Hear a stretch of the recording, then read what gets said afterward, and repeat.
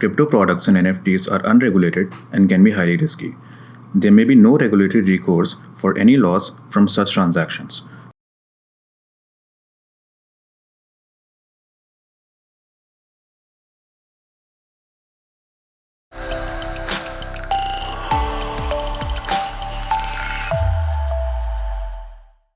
Welcome to ET Markets Crypto TV presented by CoinSwitch Kuber. There are thousands of crypto in circulation now. Some estimates say over 15,000. How do you pick a good one? Something that does not wipe you out. Before anything, please know cryptos are extremely volatile and also they're very heavily taxed. Every expert will tell you that put your money in it only if you have no qualms about losing it. Now, if after this you're still here and you're curious to know how you should be evaluating a crypto, then this show is for you. I'm Maloni Bhatt and I have with me Rohas Nagpal. He's the author of Future Money Playbook and Chief Blockchain Architect at the Wrapped Asset Project. He's also an amateur boxer and a retired hacker. Rohas, welcome. Thank you for inviting me. Now, first of all, this is some information for our audience. We know that crypto are digital assets supported by a technology known as blockchain. Blockchain is tamper-resistant record of transactions that keeps track of who owns what. Public blockchains, say like Bitcoin and Ethereum, are usually decentralized, which means they operate without a central authority such as a bank or a government. Now, this is the basic. So, Rohas, back to you. What are the pointers one should look at to evaluate a crypto? Sure. So just remember my name, ROHAS, and I've built a simple system around it. Whenever you're evaluating a crypto, R stands for revenue, O for organization, H for history, A for algorithm, and S for social platforms and engagement. So R means we look at the revenue model and the economic ecosystem that the crypto is trying to build, because it's ultimately a financial asset. It has to add some economic value. Then we look at the O for organization. What's the team behind it? So, you can look up the founders on LinkedIn and see what they've done in the past, and it should be a strong organization. H for history stands for history of the project, of the founders, and of the crypto itself. How has its liquidity been? What are the different kinds of trading pairs? What is the market cap? All that we examine. A is for the algorithm, where we look at the technology stack of how the crypto is built and whether technologically it is strong. And S for the social following. So look up all the different platforms like Twitter and see how large the following is and whether that's a large positive community and a good number of fanatics who are really crazy about the project. So that's how I would recommend you look at a crypto project. Okay, but say a lay investor may not understand the A part of it, the algorithm. How do I know that this is something I can trust? This is something that's going to work, something that will grow in value? So one way of looking at the tech stack is, even if you Google, you will come to know whether there have been successful attacks on that crypto. Like Solana recently went through a lot of attacks, and that's easily available to us. Also have a look at their GitHub repository, see the number of forks or stars, how many people are following that. And also, most crypto projects, they undergo auditing from third-party auditors. So that information would be available on their website. So make sure it's being regularly audited. Using this, you'll be able to get the tech stack also pretty well. Okay, so if you look at all of these pointers, how do you explain the high market cap and the allure of meme coins, like say Dogecoin, something that does not even make a pretense of being usable in financial transactions? There's no constraint on the supply of these coins, so their prices, they surge or crash on random events, such as tweets from Elon Musk. So would Rohas' formula apply here as well? Actually, it applies there also. And in fact, I'd like to tell you, even though I'm personally not a fan of Dogecoin, it actually has so many stores around the world which are accepting Dogecoin. And Elon Musk's tweets are never random. It is all very well timed to manipulate the prices up and down. I mean, I'm sorry to say this, but that's a fact. Almost all the manipulation that happens is extremely well planned. And after a certain period of time, you can start to analyze and understand when the next zoom or crash is going to come. And it's fairly predictable and obvious now. What if I'm an investor wanting to invest?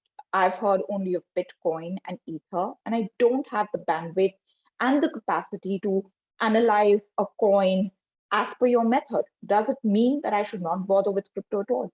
Excellent question. So I would say if you're just starting, start with a zero budget. And there are three ways of getting free cryptos. So those three ways, firstly is an airdrop. So every new crypto project gives you free cryptos to as a marketing strategy. Apply for the free airdrops. So there are sites like Airdrop Alert and CoinMarketCap which give you a list of the latest airdrop. Absolutely free. Second is something called Learn and Earn. Watch a video, answer a quiz, get free crypto. That's the second way to do it. And the third is play to earn games. So there are lots of these new blockchain games where you play the game and you get free crypto. So I would say if you're new, don't invest a single rupee or dollar. Start with the free cryptos. Then go to the next level. Say I have $100 to go. Then go for Bitcoin. That's the big daddy. Everything depends on Bitcoin prices. When Bitcoin goes up, the market goes up. When Bitcoin comes down, the market comes down. So if you're $100 player, start with Bitcoin. If you want to go to the next level of $1,000, then I would say go with the big guys. That's Bitcoin, Ethereum, and Binance. These are the three big ones. And then if you're going beyond that, that's when you need to do a little more analysis. And then you could choose to go for sectors like the decentralized finance sector, the gaming and metaverse sector, and these are usually the ones that are quite popular nowadays. So then you could go by sector if you're $1,000 and above. Okay, so start with free and then go on. But all experts tell you that don't put in a rupee if you're not willing to lose at all. Do you stand by that? Unfortunately, yes, because it is volatile and it's a very new asset class which is barely a few years old. I personally only invest in two things, real estate and crypto. I do not understand anything else other than these two. So in my case, my crypto investment may be a lot higher than what other people have. But yes, you must understand your risk appetite and your risk tolerance level. So cryptos is a very wild ride, extremely volatile. And yes, it's possible that they may all crash to zero. So you have to be prepared for that. So this is essentially a self-monitoring, a self-policing system for the investor. How does an investor ensure that they don't lose money? What are the warning signs to look for? So I think one of the, the best things is to look at something called the crypto fear and greed index. So when that comes very low, it's extreme fear in the market, that's the perfect time to buy. And when it goes up, which is extreme greed, that's the perfect time to sell.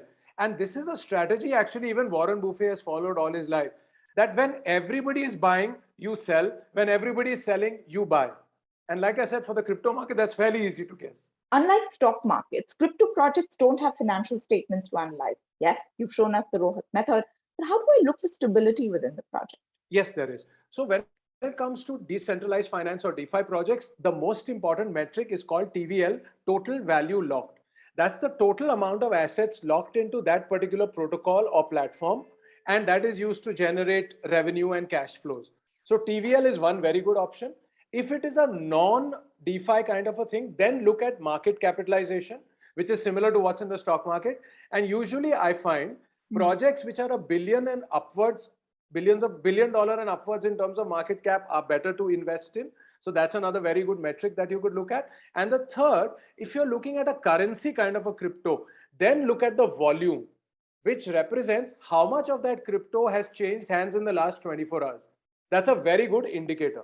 So to summarize, for DeFi, look at the TVL or total value locked. For the currency kind of ones, look at the volume. And for others, look at the market capitalization. Is scarcity a pointer of value? For instance, we know that there is a finite supply of Bitcoin, 21 million, and 19 million odd are in circulation. Supply is inelastic, demand is high. Same with NFTs. The rarer the token, the higher the value. I would definitely go with that logic. And in fact, it applies to everything, including real estate, gold. Everything is more valuable if it's scarce. Yep. So one very important thing when we talk about scarcity, Bitcoin and certain cryptos come with a fixed maximum amount. So we know it's fixed at 21 million. But there are some good projects like Ethereum, which are actually unlimited. But the team behind it is managing the numbers well. So even though it potentially could be unlimited in terms of number of coins, it is reasonably scarce. So while scarcity is important, we've got to factor in other issues also. Like one of the coins I mentioned is Binance. When they started, there were 200 million coins, and they announced right on day one, every quarter or 3 months, we are going to burn a certain number of coins till there are only 100 million left. And burn means? Yes, they destroy them. Kind of like when you look at the stock market, you have a concept called buyback of shares. When a company buys its own shares back and has to destroy them. Similarly, in the crypto world, we call it burning. So a Binance is actually very aggressive on scarcity, so that's a good thing for it. And Ethereum can be unlimited, but they're managing it well, so it's still really good. And a Bitcoin, of course, is fixed. It cannot have more than 21 million. You said earlier that as one starts out into crypto, go for the free coins through airdrop or by playing games. At what point should I give them up? Why should I be holding on to them? Yes, because they're free. But at what point should one say, this is not worth it? So that's an extremely interesting question. So the reason that I want you to go for different airdrops is because then you will learn how to handle different cryptos, because you will need different wallets. All cryptos will not come in the same wallet. So that increases your knowledge of, the basics of how to take care of it. Other than that, if you feel that the project is really good, then hold on to the free cryptos for a longer period. But if you feel it's nothing great, then the moment it's listed on the crypto exchanges, you can just exit and make a little bit of money. Or you could maybe sell off half and just forget about the half. Because what if the project really becomes great in future? You shouldn't feel bad. So you can always park half and just sell half the moment it lists on the exchange. There's an estimate, that there are 15,000 or crypto. How many of these are listed on the exchanges? 100, 200. What about the rest of them? So actually in the crypto world, there are two kinds of exchanges. There are centralized and decentralized. Centralized are the ones we hear about, and they do KYC and other things. And you connect your bank account to them. There, the number of coins listed is lesser. Decentralized is where anybody in the world can go and they can create liquidity pools. So for each blockchain, there are decentralized exchanges. Like for an Ethereum, there would be a Uniswap. For Binance, there would be a PancakeSwap, etc. There, the number of coins is actually very, very large. And then there are, platforms like Trust Wallet, where are more than 100,000 crypto assets are available. So you can look for cryptos in different places. As of today, there are about 17,000 plus cryptos. But I would say actively, maybe just about 50 to 100 are really being traded. Personally, I follow about 50 of them only. So I wanted to talk about stability. 17,000 are crypto, 50, 100 are worth following. How do I measure the stability? Is it on how long the project has been going on, or how long the crypto has been traded? Is that the right metric? No, the time is not so critical. Although, of course, older cryptos, it's a good thing. But like I said, I would look at metrics. So if it's DeFi, I would look at the total value locked. And then there are formulae which we have devised. So for example, there is market capitalization divided by total value locked. And then in DeFi, I believe 3 is the golden ratio. And Ethereum is always close to 3. And if you're above it, you're overvalued. Below it, you're undervalued. Just like in the stock market world, you have earning per share and P by E ratio. So very similar to P by E ratio would be the MCAP to TVL. So like this, there are formulae available. And it's important for investors to learn and understand these formulae before you put your money in, which is why I said start with the free ones, then go to Bitcoin, then go to the big three. Then once you've learned a lot, then you can start dabbling into the other sectors. But for that, you should learn these metrics. Can you tell us a little bit about stablecoins, which are pegged to the value of the various government-issued currencies or assets, such as gold? Why are stablecoins important? What can you do with them? They're extremely important, and sometimes they're the best investment. So for example, if you feel the markets are very volatile right now and you want to exit, but if you move your money from the crypto exchange to your bank, there's going to be some charges. So sorry. When you move money from the crypto exchange to your bank, there would be a lot of charges that you would incur. So what you do is on the crypto market itself, you liquidate your crypto and convert it to a stable coin like USDT Tether. And then the beauty is you can invest the Tether in a deposit. And as of today, you would get about 14% per annum as a rate of interest. So now as an Indian, I know that the dollar versus the rupee, anyway, every year the dollar goes up. So not only am I benefiting from the increase in the dollar rupee ratio, and I'm able to get 14% rate of return by depositing my Tether with a crypto exchange, and they give me interest. So I think stable coins are a very important part of your strategy. And whenever you feel that currently the markets are too volatile for you, exit, liquidate your cryptos, convert them to stable coins, hold them on an exchange in a deposit, and then whenever you want to enter back, that's when you again buy the crypto. because moving it to your bank and moving it back is a big friction. So that's where stablecoins fit in. So what about GameFi and gaming tokens? Why are they important? What drives their value? So gaming and metaverse, I usually prefer to club them together. And a lot of people around the world like to play games. And for them, blockchain-based games gives an added advantage that you actually get paid to play the game, which is not what happens in the normal world of gaming. And another very big important thing is, in a normal game, whenever you earn assets, like maybe weapons or cars or whatever, you don't actually own them. You can't sell them. You can just use them in the game. But in the blockchain world of games, every time you earn these assets, they are NFTs, non-fungible tokens, and you can go on the exchanges and sell them also. So your game actually becomes a way for you to earn money. And that is why games, tokens and cryptos are doing very well. So some of the good ones are Gala Games, Engine Coin, Decentraland, Sandbox. These are some of the really good popular ones. Governments want a control on crypto. They want to regulate it, they want to tax it, and the need for regulation and through it control is being echoed by those within the crypto ecosystem. The paradox here is that the core idea of crypto was individual autonomy and freedom from government and institutional control. So how will regulation and the idea of autonomy, decentralization, etc. play out in the long term? I feel this concept of not being regulated is fine for Bitcoin and a few of the other cryptos that are used as currencies, because they're not supposed to be governed by the government. That was the whole logic. But cryptos are of 11 different categories and currencies is just one part of it. So when we look at the other projects, so I also have my own crypto project that I run. We are actually for regulation because we are trying to do real world businesses. And I would say most of the platforms out there would actually benefit by way of regulation, and we'd be able to do things much easier. And a lot of jurisdictions around the world, including the US state of Wyoming or the Middle East, or now even in India, the Gift City at Gandhinagar, which is India's first IFSC, they are actually very positive towards this. So I would say regulation would actually benefit almost all the crypto projects, and the only crypto projects that don't want regulation or don't need it would be a few projects like, say, a Bitcoin, Litecoin, Bitcoin Cash, Monero. These 4 or 5 which are hardcore currency-based projects.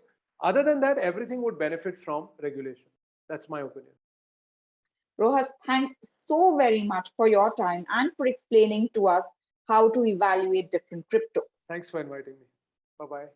Once again, we want to remind everyone that crypto is unregulated. Be prepared to lose every paise. Only bother with it if you have the ability to manage the risks. It's a wrap from us. I'm Eloni Bhatt, and I'll see you soon. Crypto products and NFTs are unregulated and can be highly risky. There may be no regulatory recourse for any loss from such transactions.